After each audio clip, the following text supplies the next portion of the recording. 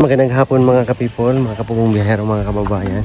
So galing namin doon sa PB House, dinalaw si Mike at sina Junjun doon. Dito naman kami sa Saloy, sa lugar nila Unil, para puntahan yung... May pinagawa kasi si Sir Paul dito na isang palaisdaan. So, ano ka ng isda. So titingnan ko ano na yung itsura. Kasama ko pala ngayon si FJ at saka si Terence. Nandito na tayo sa lugar nila Laika. Ay wow, yung bahay ni Laika. Malapit na matapos.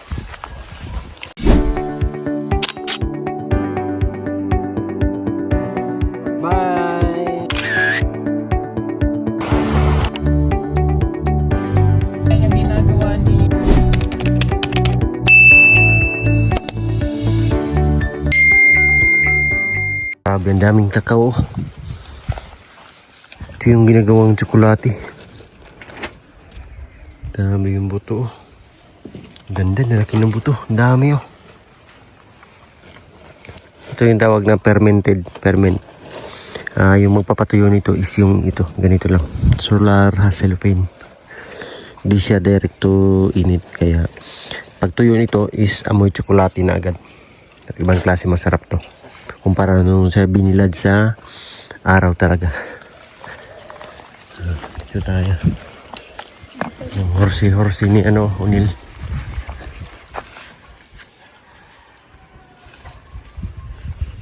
Inday!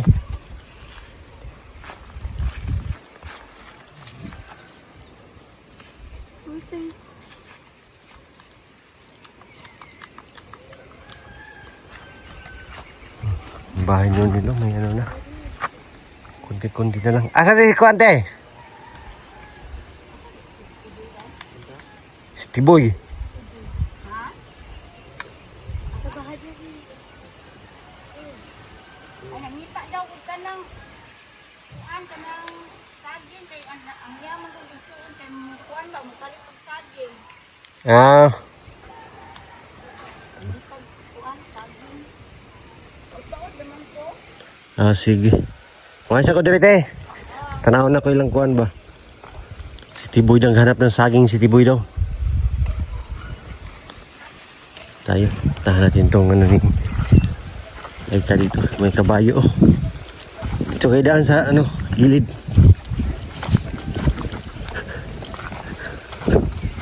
May ano, parte kasi si Sir Paul dito na lute lang. Diyan na side oh, yung tawid ng ano, tawid ng mga napier na yan. Yung kay Sir Paul. Tingnan natin yung may pinahukay kasi sa Sir Paul dito, yung plano dati. Umpisahan na, unahin tong fish pan, tapos sunod na yung kubo. Yung ano yung mga plano dito. Kaya narito tayo para tingnan kung ano na yung itsura na yung ginagawa nila. Oh. Tama ba? Sayang. At wala sila rito. Hindi natin mapagalitan. Joke lang. Na kayo? Naghahanap ng gagamba yung dalawa. So, ang daming ano. Okra, kaya lang na ano na. Nagulang na. Ang daming okra oh. Wala nang bunga. Kasi ito yung luto ni Sir Paul papunta dito. Ayan.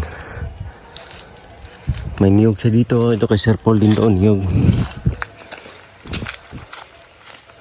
Tingnan natin itong ano. Ngayon po ay Sabado. So akala ko nagtrabaho sila dito. Ngunit wala pala. So sige lang. Tingnan lang natin. So may mga hollow blocks dito. Oh. Ayan. Lalagyan ng hollow blocks kasi yung sa gilid nito. Ay wow. Ayan na pala yung itsura, oh, malawak. So parang swimming pool to. Fish pond. Pero parang swimming pool kasi lagyan ni Sir Paul ng hollow blocks. So ang lawak ko. Marami-rami yung ano dito, maalagaan na isda. Merong ano dito, hukay dito papunta doon. Kasi ito yung gagawing drainage or dito i-drain yung tubig pag anuhan to.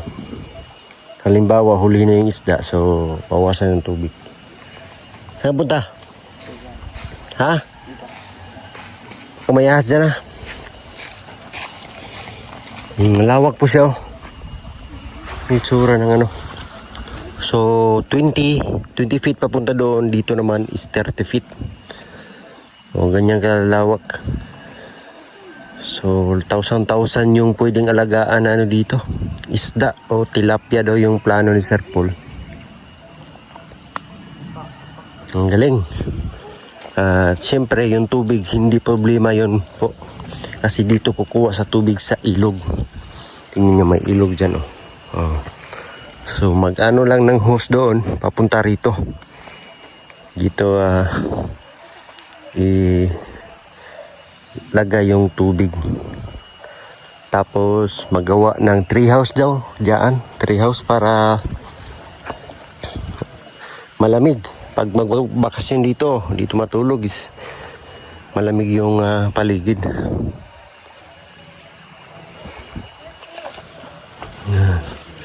Yung kabataan dito naman sa ilog. Uy! Shh. Ano yan? Dito. Ang linaw ng tubig dito. Ito yung kasi yung gusto ni Sir Paul. Maririnig niya yung ano ng ilog ba? Hagasas ng tubig sa ilog.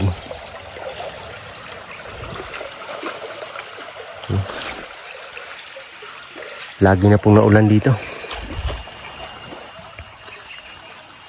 Tree house dito yun lalagay. So unahin muna tong fish pond na parang swimming pool. So pwede rin liguan. Kasi hindi siya maputik. Lalagyan kasi ng hollow block. So ang ganda dito. Ambiance dito sa lugar. So yung amin naman, yung pinupuntahan ko parati po ay doon sa itaas. Yung kita yung bundok na yan, dyan yung banda. So kaya makikita natin tong parte ng saloy.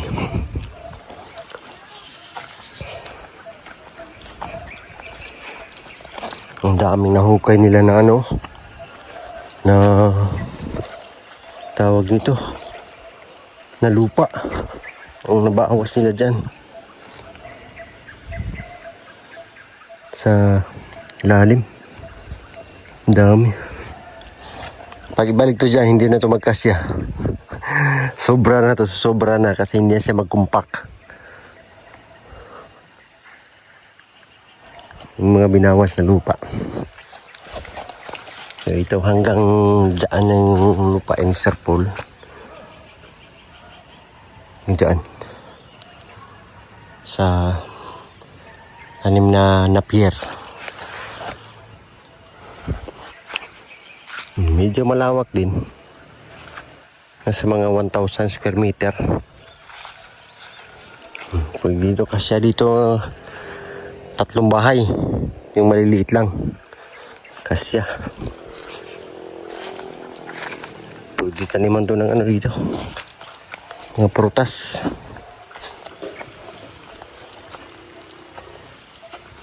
Sana yung dalawa.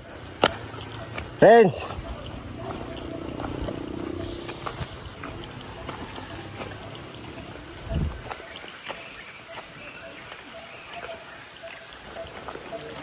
Kamayas dyan.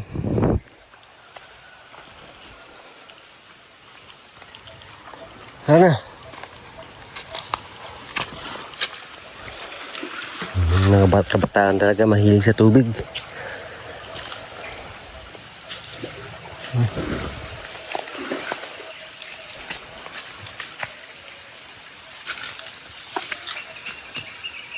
Sana. Baan ko kadal Kinabahan na siya ng maliit kunti. Tahimik man dito. Walang ano, katao-tao.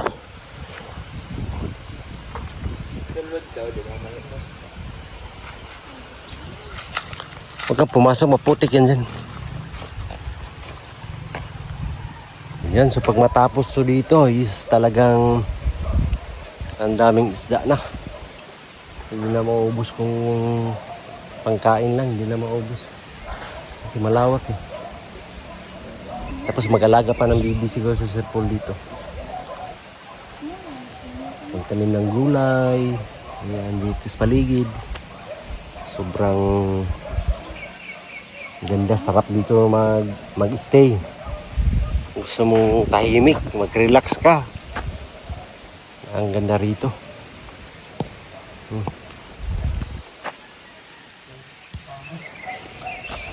Ganda ng ambience po dito mga kababayan.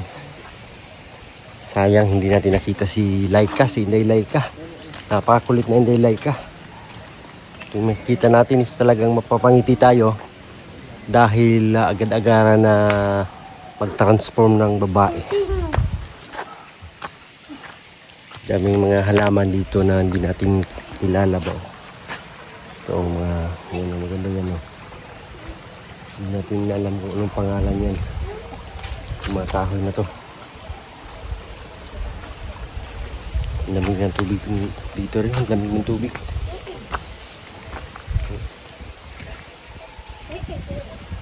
Lamig. Tara!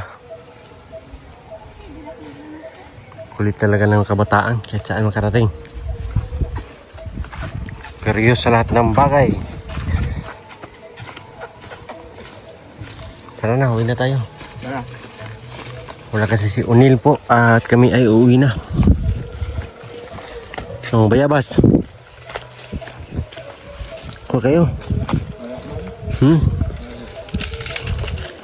Wala. Walang bunga.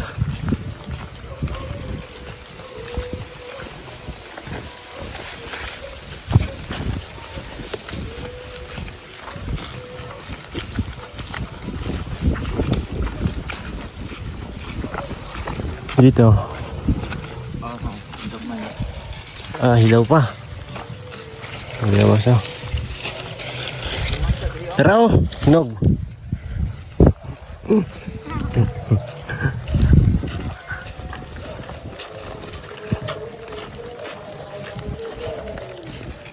May tubig. Oh. Ayan. Palaka. Palaka yan. Tubig ng palaka. Kambing oh. Kambing. Ha?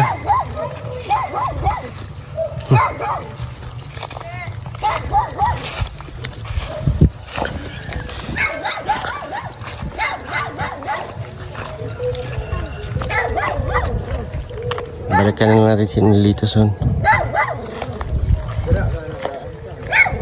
Wala pa si Nel.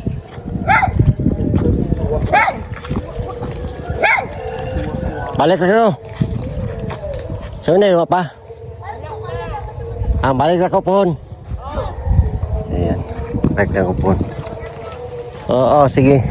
Ito yung lagayan ng mga kakao. Dito patulo yung kanyang natural na tubig para siyang lagayan ng wine.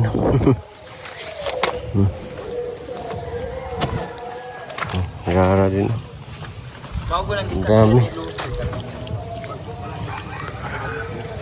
Ayan. So pinapatulo may mga boxes sila dito. Hindi talaga siya pinadirect sa araw. Ganito yung mangyayari. So ilang araw siya dyan. After naman ilipat sa kabila.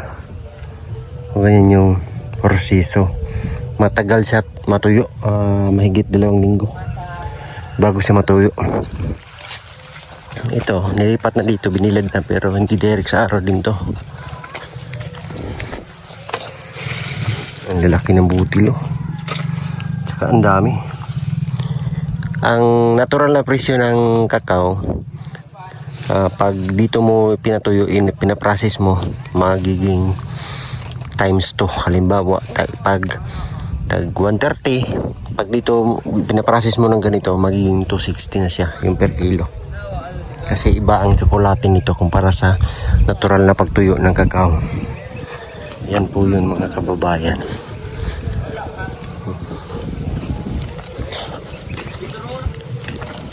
Ayan.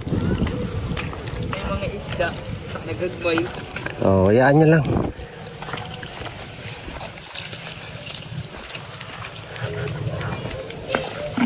Yan, may bayabas sa gilid.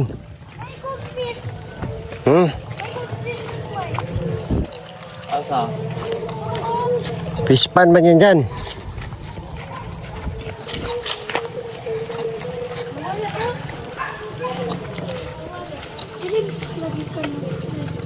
Ito, fish pan dito.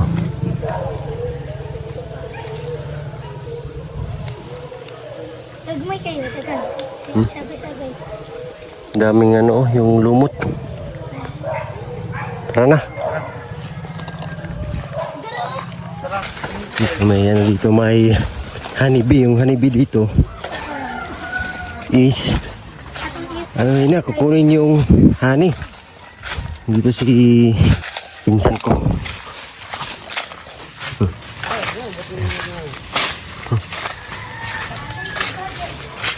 Ah, matagong. Dito oh.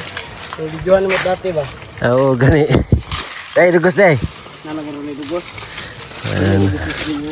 Ay, diskarte paglagay pag ano ng ano ng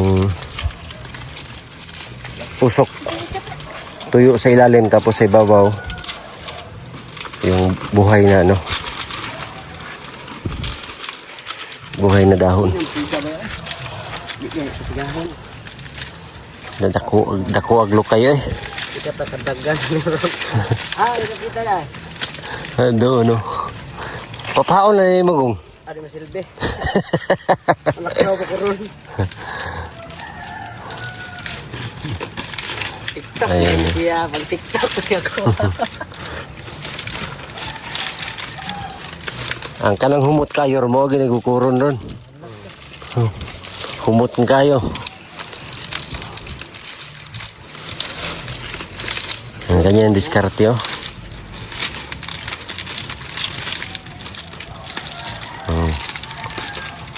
Diskarte.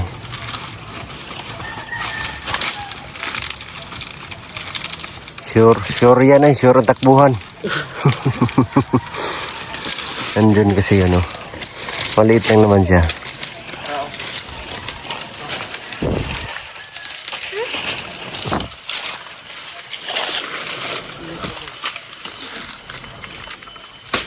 Kuan gabi tambubuan din bugla. Siguro. Sige. Yan na. Asa mo ka? Iwo.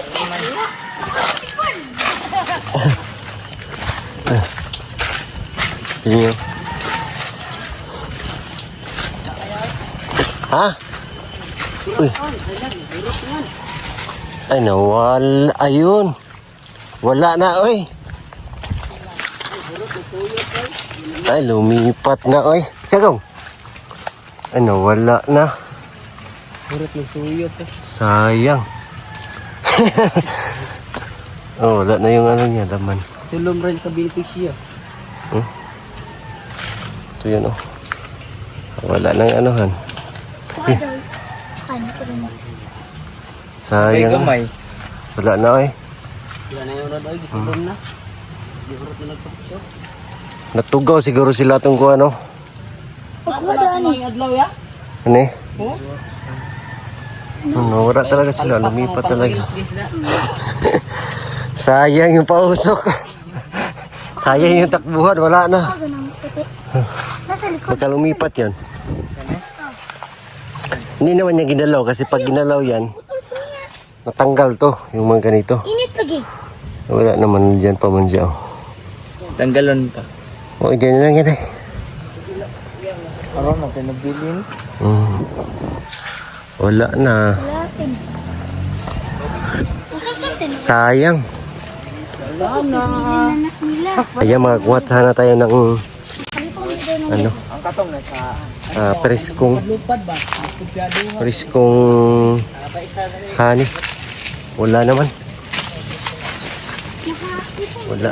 Ay, ayun, kiyot, katong kiyot. Katong lang kayo eh.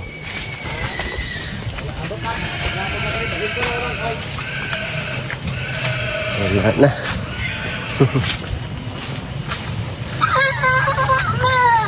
Sayang yung honeybee. Presko sana yun. Bonsai na baliti oh. Hiningi natin kay Sir Paul. Ayan yun. Dalhin ko ngayon. Dalhin ko yan ko. Ayan pa oh. Oh. Okay. Thank you. Bahin. Thank you, 3 piraso.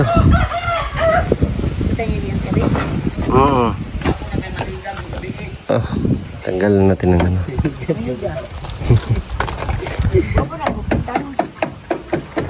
3 piraso. Thank you.